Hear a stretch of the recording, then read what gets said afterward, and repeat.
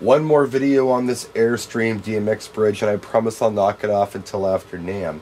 Now, I got real excited this morning because I finally figured out how to incorporate effects into the show. So I just save stuff and push buttons and stuff happens. That's all I ever wanted, and look, it's working.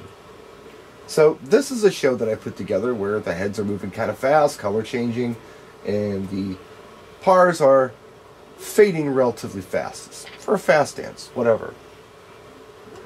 This is for my slow jam here with moving heads.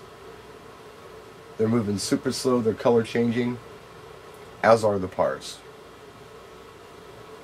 I can also just do the pars.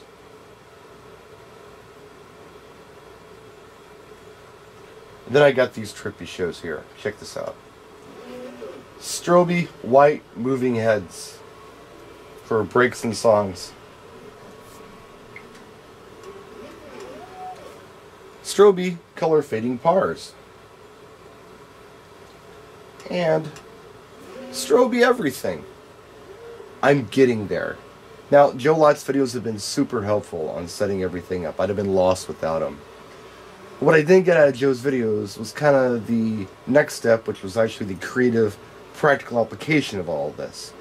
So maybe, after NAMM, if you'd like, I can take you through those steps. So basically what it comes down to is do everything Joe told you to do. And then from there, maybe I can help you out on some of this other stuff, actually applying everything that he's taught in his tutorial videos. If you're interested, let me know. And after NAMM, I'll get on that, because this is pretty cool. This is all I ever really wanted. Something to do, and this does it pretty easy. So I'm pretty happy, and I might even add my dots pars to it. I haven't decided yet. They do wash really well, so they might go into the config here.